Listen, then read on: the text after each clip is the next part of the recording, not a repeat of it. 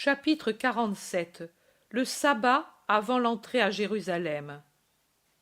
La scène de Béthanie. La scène a été préparée dans la salle toute blanche où Jésus a parlé aux femmes disciples. C'est toute une splendeur de blanc et d'argent où mettent une nuance moins neigeuse et moins froide des bouquets de branches de pommier ou de poirier ou d'autres arbres fruitiers, candides comme la neige, mais avec un léger souvenir de rose qui fait penser à de la neige effleurée par un baiser d'une lointaine aurore. Les branches jaillissent de vases pensus ou de grêles amphores d'argent sur des tables et sur des coffrets et des crédences qui sont le long des murs de la salle. Les fleurs répandent à travers la salle l'odeur caractéristique des fleurs des arbres à fruits, fraîches, un peu amères, du pur printemps. Lazare entre dans la salle à côté de Jésus. Derrière, deux par deux, ou en groupes plus nombreux, les apôtres. En dernier lieu, les deux sœurs de Lazare, avec Maximin. Je ne vois pas les femmes disciples. Je ne vois pas même Marie. Peut-être elles ont préféré rester dans la maison autour de la mère affligée. On approche du crépuscule, mais il reste quelques rayons de soleil pour frapper la frondaison bruissante de quelques palmiers qui forment un groupe à quelques mètres de la salle, et la cime d'un laurier gigantesque où des passereaux se disputent avant de prendre leur sommeil. Au-delà du palmier et du laurier, au-delà des haies de roses et de jasmin, des parterres de muguet et d'autres fleurs, et des plantes odoriférantes, la tache blanche saupoudrée de vert tendre des premières feuilles d'un groupe de pommiers ou de poiriers tardifs. Elle semble une nuée restée accrochée dans les branches. Jésus, en passant près d'une amphore garnie de branches, observe. Elles avaient déjà les premiers petits fruits. Regarde, à la cime des fleurs, alors que plus bas, la fleur est déjà tombée et que l'ovaire se gonfle. Lazare dit. C'est Marie qui a voulu les cueillir. Elle en a apporté des bouquets aussi à ta mère. Elle s'est levée à l'aube, craignant qu'un jour de soleil de plus n'abîmât ses fragiles corolles. J'ai appris depuis peu ce massacre, mais je n'en ai pas été indigné comme les serviteurs agricoles. J'ai pensé, au contraire, qu'il était juste de t'offrir toutes les beautés de la création, à toi, roi de toutes les choses. Jésus s'assoit en souriant à sa place, et il regarde Marie qui, avec sa sœur, se dispose à servir comme si elle était une servante, apportant les coupes pour la purification et les serviettes, puis versant le vin dans les calices et mettant les plateaux des mets sur la table à mesure que les serviteurs les apportent de la cuisine ou les présentent, après les avoir découpés sur les crédences. Naturellement, si les sœurs servent avec courtoisie tous les convives, leur empressement va spécialement aux deux convives qui leur sont les plus chers, Jésus et Lazare. À un certain moment, Pierre, qui mange avec appétit, observe. Regarde, je m'en aperçois maintenant, tous les plats, comme on les sert en Galilée. Il me semble, mais oui, il me semble être à un repas de noces. Cependant, ici, le vin ne manque pas comme il manqua à Cana. Marie sourit en versant à l'apôtre un nouveau calice de vin ambré, très limpide, mais elle ne parle pas. C'est encore Lazare qui explique. En effet, c'était l'intention des sœurs, et spécialement de Marie, servir un repas dans lequel le maître aurait l'impression d'être dans sa Galilée, certainement meilleure, bien que pourtant imparfaite, que ce qui se fait en cet endroit. Jacques d'Alphée observe. Mais pour le lui faire penser, il aurait fallu Marie à cette table. À Cana, elle y était. C'est par elle qu'arriva le miracle. Ce devait être un grand vin, celui-là. L'Iscariote dit. Le vin est symbole de gaieté, et devrait l'être aussi de fécondité, puisque c'est le jus de la vigne féconde. Mais il ne me semble pas qu'il ait beaucoup fécondé. Suzanne n'a pas d'enfant. Oh, c'était du vin. Il a fécondé notre esprit, dit Jean, rêvant un peu, comme il l'est toujours quand il contemple en son intérieur les miracles opérés par Dieu. Et il termine. C'est par une vierge que cela a été fait. Et une influence de pureté descendit en celui qui le goûta. L'Iscariote demande en riant. Mais crois-tu Suzanne vierge? Je n'ai pas dit cela. Vierge est la mère du Seigneur. La virginité découle de tout ce qui est accompli par elle. Je ne cesse de penser comme sont virginisantes toutes les choses qui se font par Marie. Et il rêve de nouveau, souriant à je ne sais quelle vision. Bienheureux ce garçon, je crois qu'il ne se rappelle même plus le monde en ce moment. Observez-le, dit Pierre en montrant Jean qui, allongé sur son lit, déplace sans y penser des petits morceaux de pain, oubliant de manger. Jésus aussi se penche un peu pour regarder Jean qui est à un angle du côté de la table disposée en U, et par conséquent un peu en arrière du Seigneur qui est au milieu du côté central, avec son cousin Jacques à gauche et Lazare à droite, et après Lazare il y a le Zélote et Maximin, comme après Jacques et l'autre Jacques se trouve Pierre. Jean, au contraire, est entre André et Barthélemy.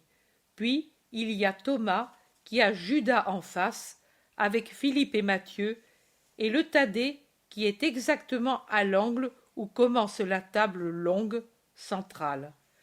Marie de Lazare sort de la salle alors que Marthe met sur la table des plateaux remplis de fleurs de figues nouvelles, de tiges vertes de fenouil et d'amandes fraîches cueillies, des fraises ou des framboises, je ne sais, qui semblent encore plus rouges au milieu des fenouils vert pâle et des fleurs, et à côté des amandes, des petits melons et autres fruits du même genre, qui me rappellent les melons verts de la Basse-Italie, et des oranges dorées. Ces fruits, déjà, je n'en ai vu nulle part de mûrs, dit Pierre en écarquillant les yeux, en montrant les fraises et les melons. Lazare répond. Ils sont venus en partie de la côte au-delà de Gaza, où j'ai un jardin de ces produits, et en partie des serres que j'ai au-dessus de la maison, les pépinières des petites plantes plus délicates qu'il faut protéger de la gelée. Un ami romain m'en a enseigné la culture. C'est tout ce qu'il m'a appris de bon. Lazare s'assombrit. Marthe soupire.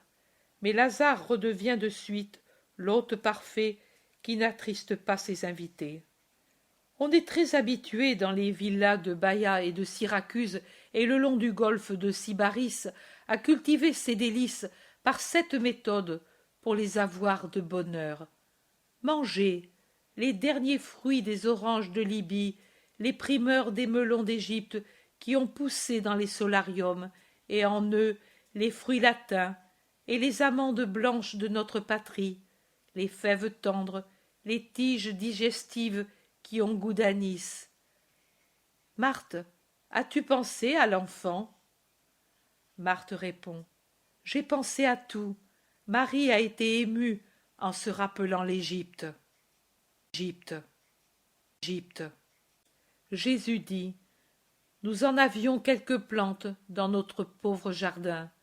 Dans les grandes chaleurs, c'était une fête de plonger les melons dans le puits du voisin qui était profond et frais, et en manger le soir, je me souviens.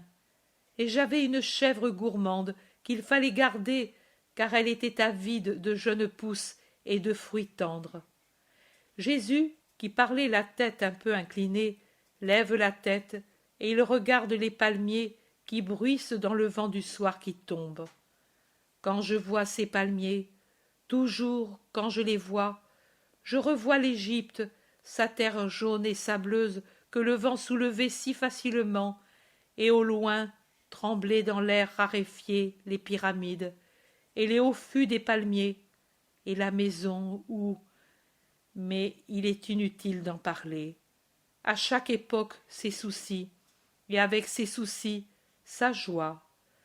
Lazare, Me donnerais-tu quelques-uns de ces fruits? Je voudrais les apporter à Marie et à Mathias. Je ne crois pas que Jeanne en ait. Elle n'en a pas. Elle en parlait hier, se proposant d'en mettre à Béthère en faisant construire des solariums, mais je ne te les donne pas maintenant. J'ai cueilli tout ce que j'en avais, et pendant quelques jours on va manquer de fruits mûrs.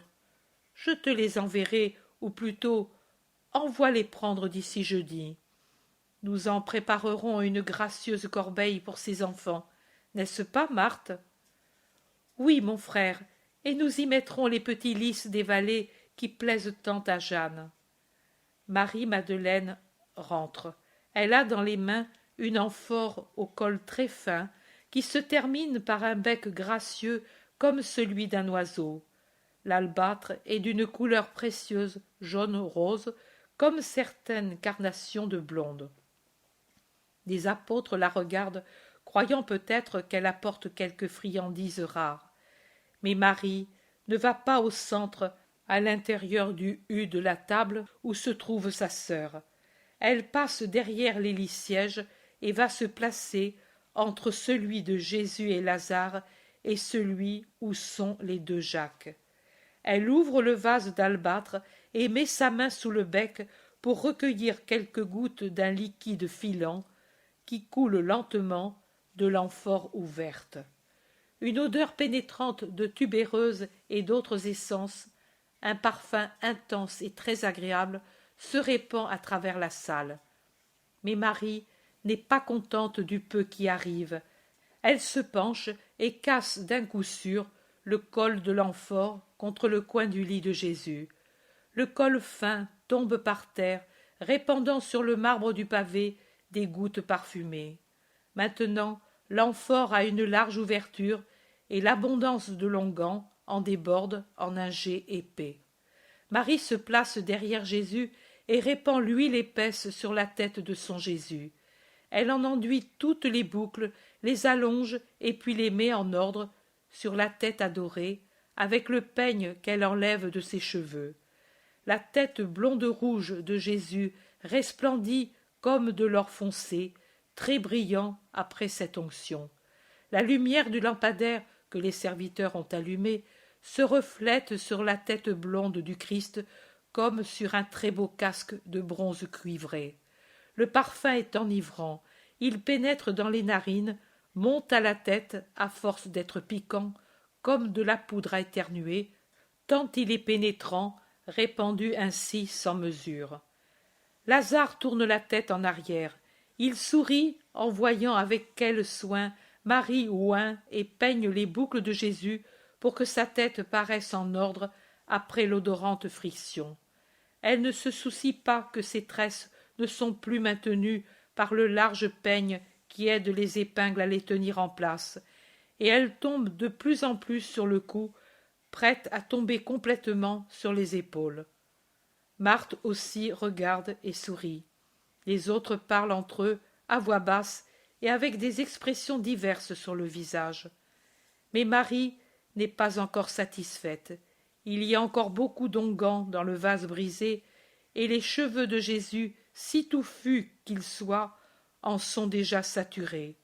Alors Marie répète le geste d'amour d'un soir lointain. Elle s'agenouille au pied du lit, dénoue les lacets des sandales de Jésus, déchausse ses pieds, et plongeant dans le vase les longs doigts de sa très belle main, elle en tire tout ce qu'elle peut d'onguent, et l'étend sur les pieds nus, doigt par doigt, puis sur la plante et le talon, et au-dessus, à la cheville, qu'elle découvre en rejetant en arrière le vêtement de lin.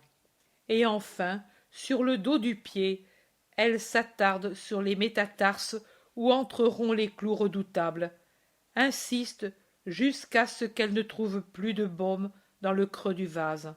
Alors elle le brise contre le sol, et puis, ayant les mains libres, enlève ses grosses épingles, défait rapidement ses lourdes tresses, et emporte avec cet écheveau d'or vivant, doux, coulant, ce qui reste de l'onction des pieds de Jésus, qui laisse dégoûter le baume. Judas, jusque-là, s'était tu. observant d'un regard impur de luxure et d'envie la femme très belle et le maître dont elle oignait la tête et les pieds. Il élève la voix, seule voix d'un reproche déclaré.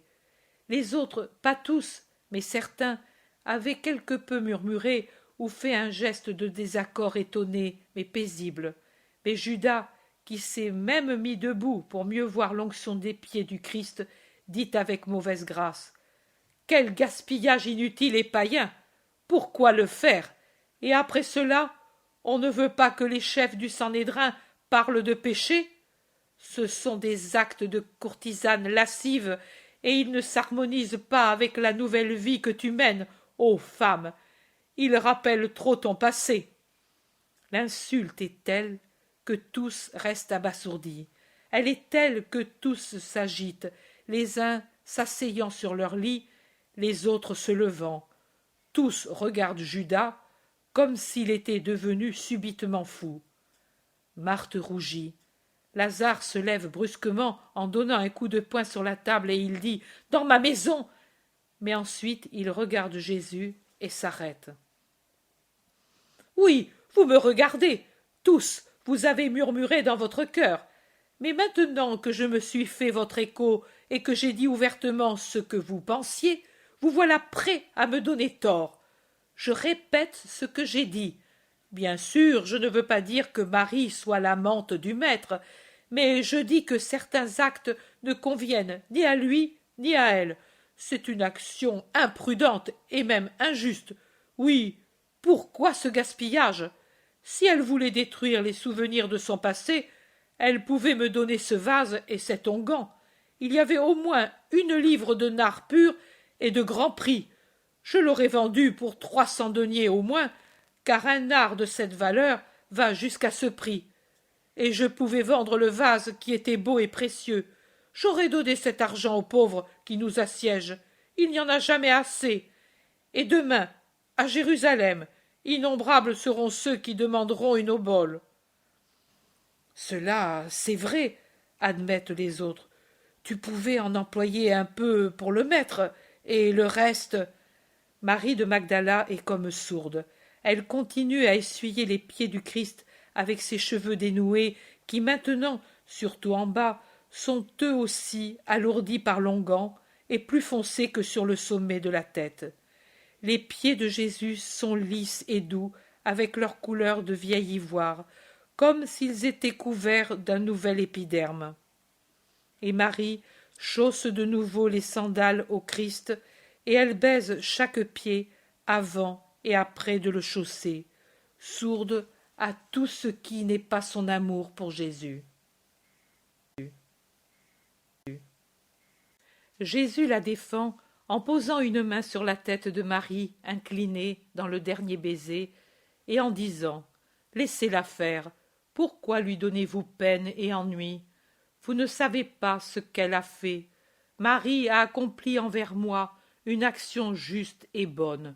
Les pauvres, il y en aura toujours parmi vous. Moi, je vais m'en aller. Eux, vous les aurez toujours.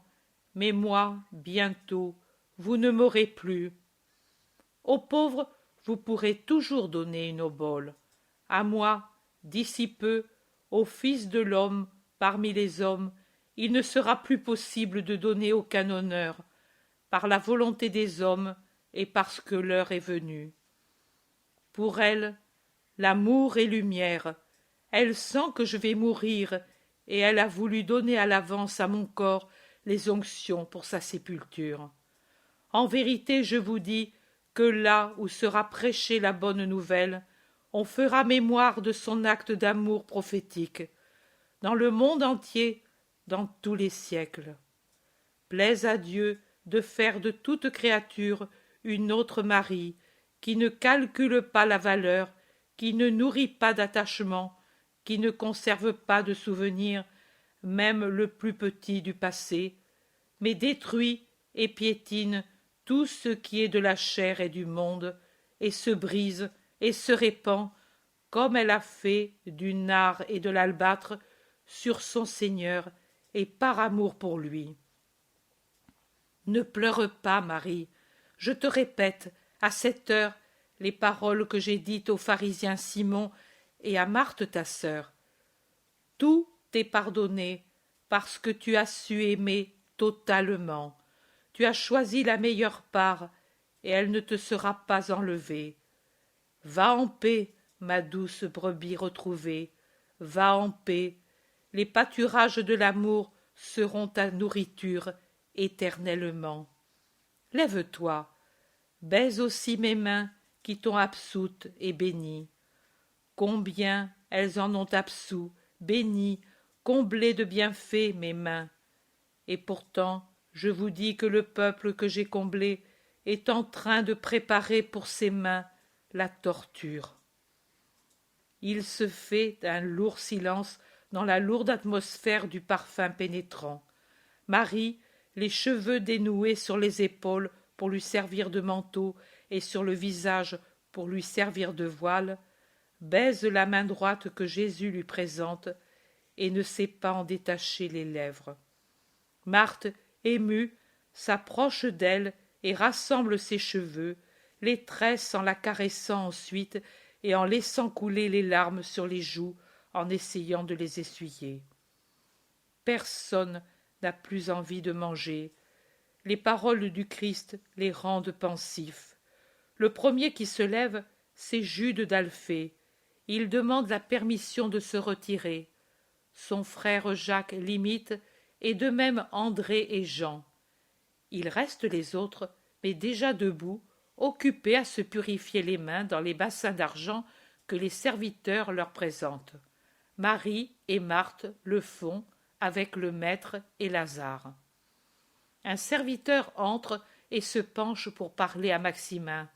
« Maître, dit ce dernier, après l'avoir écouté, il y a des personnes qui voudraient te voir. Elles viennent de loin, disent-elles. Que faisons-nous » Jésus appelle Philippe, Jacques de Zébédée et Thomas, et ordonne « Allez, évangélisez, guérissez, agissez en mon nom, annoncez que demain je monterai au temple. » Simon le Zélote demande « Sera-t-il bien de le dire, Seigneur ?» Il est inutile de le taire, car c'est déjà dit par les ennemis plus que par les amis dans la cité sainte. Allez. Tant que le savent les amis, on le sait, mais eux ne trahissent pas. Je ne sais pas comment peuvent le savoir les autres. Parmi les nombreux amis, il y a toujours quelque ennemi, Simon de Jonas. Trop nombreux sont désormais les amis, et avec trop de facilité on les accueille comme tels. Quand on pense combien moi j'ai dû prier et attendre. Mais c'étaient les premiers temps, et on était circonspect. Puis les triomphes ont ébloui, et on ne fut plus circonspect. Et ce fut un mal, mais cela arrive à tous ceux qui sont victorieux. Les victoires offusquent la limpidité du regard et affaiblissent la prudence dans l'action.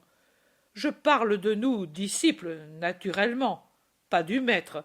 Lui est parfait. Si nous étions restés à 12, on ne devrait pas trembler par crainte de trahison, dit Judas de Cariote en mentant effrontément. Il est impossible de décrire le regard que le Christ pose sur l'apôtre traître, un regard de rappel et de douleur infinie. Mais Judas n'y prête pas attention. Passant devant la table, il se dirige pour sortir. Jésus le suit du regard, et quand il voit que réellement il sort, il lui demande « Où vas-tu » ? « Dehors, » répond évasivement Judas. « Hors de cette pièce ou hors de la maison ?»« Dehors, ainsi, pour marcher un peu. » « Ne pars pas, Judas, reste avec moi, avec nous. »« Tes frères sont sortis, et de même Jean avec André. Pourquoi ne dois-je pas sortir, moi ?»« Tu ne sors pas pour te reposer comme eux. » Judas ne répond pas, mais entêté, il sort. Dans la salle, on ne parle plus. Les hôtes et les 4 apôtres qui sont restés se regardent entre eux. Jésus regarde dehors. Il s'est levé pour aller à une fenêtre afin de suivre les mouvements de Judas.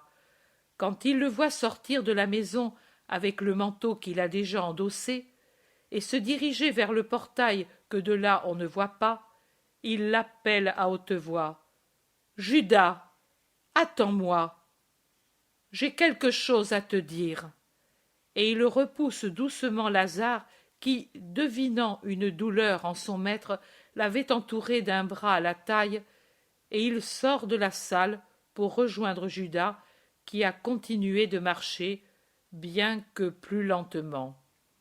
Il le rejoint à un bon tiers de la distance de la maison à l'enceinte du jardin, près d'un bosquet d'arbustes aux feuilles épaisses. Ces feuilles semblent de céramique vert sombre, toutes parsemées de petites fleurs à trocher, et chaque fleur est une petite croix, avec de lourds pétales, comme s'ils étaient faits de cire à peine jaunie, au parfum intense. Je n'en connais pas le nom. Pas le nom. Pas le nom. Jésus l'attire derrière ce massif et, en lui tenant la main toujours serrée sur l'avant-bras, il lui demande de nouveau « Où vas-tu, Judas? Je t'en prie, reste ici. » « Toi qui sais tout, pourquoi me le demandes-tu? Quel besoin as-tu de demander? Toi qui lis dans le cœur des hommes, tu sais que je vais chez mes amis. Tu ne me permets pas d'y aller. Eux m'appellent. J'y vais. » Tes amis, ta ruine, dois-tu dire, c'est vers elle que tu vas. Tu vas vers tes vrais assassins. N'y va pas, Judas, n'y va pas. Tu vas commettre un crime. Ah, tu as peur finalement.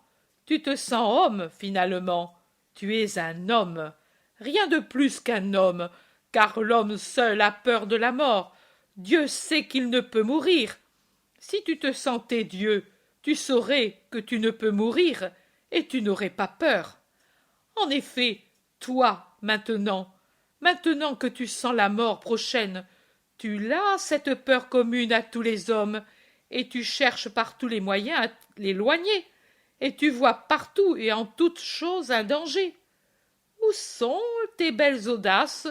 Où sont tes affirmations pleines d'assurance que tu es content, que tu as soif d'accomplir le sacrifice? Tu n'en as plus même un écho dans le cœur.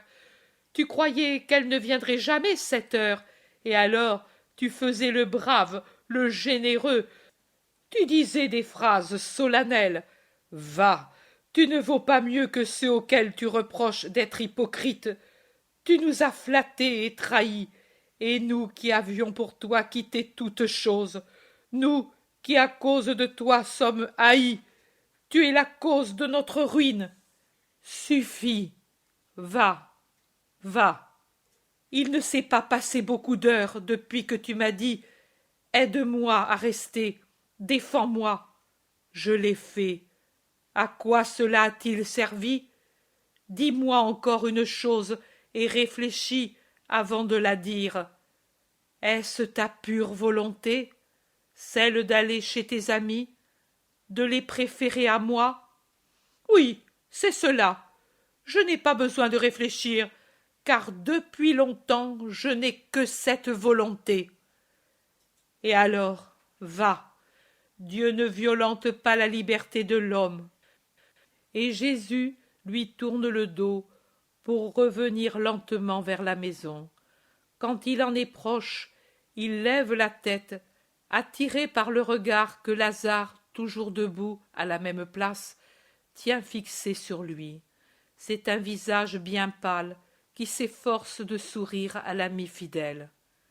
Il rentre dans la salle où les 4 apôtres parlent avec Maximin, pendant que Marthe et Marie dirigent le travail des serviteurs qui remettent la salle en ordre en enlevant les nappes et les serviettes qui ont servi pendant le repas. Lazare est allé sur le seuil et a pris de nouveau Jésus par la taille, et, en passant devant un serviteur, il lui dit « Apporte-moi le rouleau qui est sur la table de mon cabinet de travail. » Il mène Jésus sur l'un de ces larges sièges qui sont dans l'encadrement des fenêtres pour qu'il s'y assoie. Mais Jésus reste debout, s'efforçant de prêter attention à ce que lui dit Lazare. Mais il est visible que sa pensée est ailleurs, et qu'il a le cœur très affligé, bien que quand il s'aperçoit qu'il est observé par les apôtres, il sourit pour dissiper le soupçon qui existe dans le cœur de qui l'a approché en l'entourant, et qui bavarde avec son voisin, et fait un clin d'œil qui désigne le maître. Le serviteur revient avec le rouleau. Pierre, qui a vu que ces parchemins contiennent des choses plus élevées que ce que sa tête peut comprendre, se retire en disant « Les poissons ne mordent pas à certains appâts. Mieux vaut parler avec Maximin d'arbres et de culture. » Marthe continue son travail. Marie, tout en se taisant, prend part à la conversation de Lazare qui signale au maître certains passages écrits sur le parchemin en disant « N'a-t-il pas une voyance singulière, ce païen, plus que beaucoup d'entre nous ?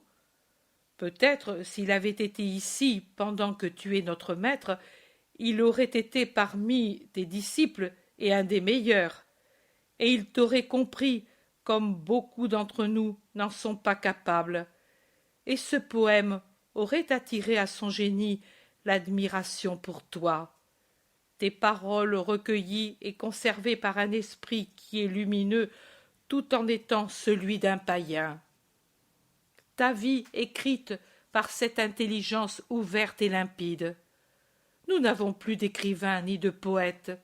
Tu es né trop tard, quand l'égoïsme et la corruption socio-religieuse ont éteint en nous la poésie et le génie. Ce que, sans te connaître, ont écrit de toi nos sages et nos prophètes ne s'est pas rencontré dans la parole vivante de l'un de ceux qui te suivent. Tes préférés, tes fidèles sont, pour la plupart, des gens sans instruction. Et les autres, non. Nous n'avons plus des goélettes pour transmettre aux foules les paroles de ta sagesse et ta figure. Nous ne les avons plus, car il manque l'esprit et la volonté plus que la capacité de le faire. La partie la plus choisie humainement d'Israël est sourde comme une trompette détériorée, et ne sait plus chanter les gloires et les merveilles de Dieu. Je crains que tout se perde ou soit altéré en partie par incapacité, en partie par mauvaise volonté. Cela n'arrivera pas. L'Esprit du Seigneur, quand il sera établi à l'intérieur des cœurs, répétera mes paroles et en expliquera le sens.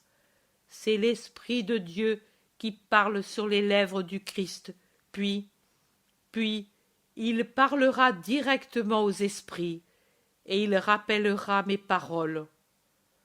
Oh, que ce soit bientôt, bientôt, parce que tes paroles sont si peu écoutées et encore moins comprises. Je pense qu'il sera violent comme le feu qui flambe, le rugissement de l'Esprit Saint, pour graver dans les esprits par la violence ce qu'ils n'ont pas voulu accueillir, parce que c'était plein de douceur. Je pense que l'esprit flamboyant brûlera de ses flammes les consciences tièdes et engourdies pour écrire sur elles tes paroles. Le monde devra t'aimer. Le Très-Haut le veut. Mais quand sera-ce? Quand je me serai consumé dans le sacrifice d'amour, alors l'amour viendra. Il sera comme la belle flamme qui s'élève de la victime immolée, et cette flamme ne s'éteindra pas, car le sacrifice ne cessera pas. Une fois établi, il durera pendant tout le temps de la terre. Mais alors, tu devrais être réellement immolé pour que cela arrive. C'est cela. Jésus fait son geste habituel d'adhésion à son propre sort. Il étend les bras avec les mains tournées à l'extérieur, et incline la tête. Puis il la relève pour sourire à Lazare affligé, et il dit: pourtant, elle ne sera pas violente comme un rugissement, la voix immatérielle de l'esprit d'amour, mais elle sera douce comme l'amour, qui est suave comme le vent denisant, et pourtant fort comme la mort. L'ineffable ministère de l'amour, le complément, l'accomplissement de mon ministère, la perfection de mon ministère de maître. Je ne crains pas, comme tu le crains, que rien se perde de ce que j'ai donné. Au contraire, je te dis en vérité que des rayons de lumière seront jetés sur mes paroles et que vous en verrez l'esprit. Moi, je m'en vais sereinement parce que je confie ma doctrine à l'Esprit Saint et mon esprit à mon Père. Il baisse la tête en réfléchissant, et puis il pose le rouleau qui a été à l'origine de la conversation sur une espèce de haute crédence ou un coffre d'ébène ou d'un autre bois de couleur foncée, tout marqueté d'ivoire jaune, que 4 serviteurs ont apporté de la pièce voisine et où Marthe range les nappes les plus précieuses. Il dit ensuite: Lazare, viens dehors, j'ai besoin de te parler. Tout de suite, Seigneur. Et Lazare se lève du siège sur lequel il était assis, et il suit Jésus dans le jardin où la lumière baisse, car la dernière clarté du jour est en train de mourir dans le ciel, et faiblement encore le clair de lune commence de se manifester.